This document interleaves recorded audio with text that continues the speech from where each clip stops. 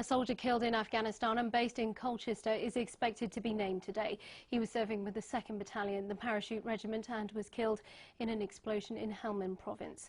Meanwhile, a photographer from Colchester has just returned from Afghanistan after spending 3 weeks with 2 para. Ed Gold worked closely with the battalion out on patrol, and as they carried out their work building schools and clinics, he'll now be producing a book of his photos.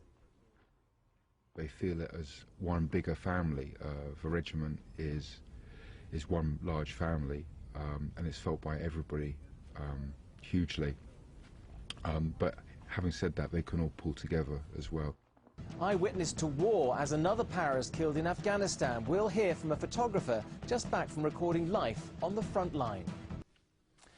Now, another soldier from Afghanistan who was based in Colchester has been killed by an explosion in Helmand province.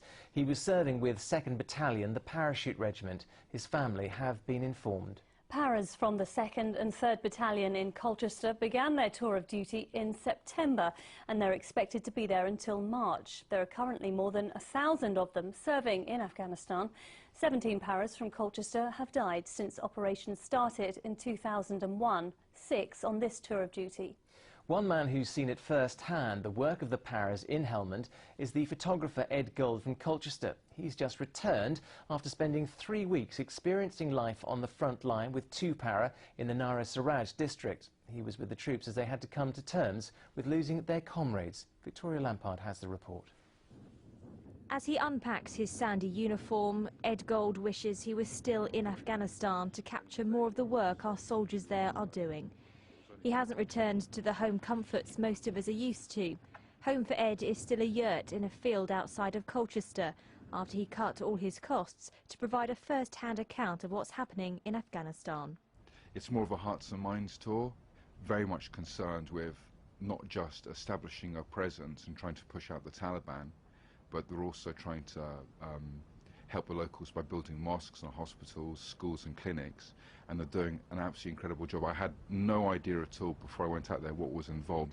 Ed was given extensive training. He spent a lot of time with 2 para before they left, and not long after he arrived he was out on patrol witnessing the progress troops are making, but also the sacrifices. When you hear one explosion, you don't want to hear another one. Those lads are unbelievable. The Taliban, where they've laid IEDs, they will put markers on the ground.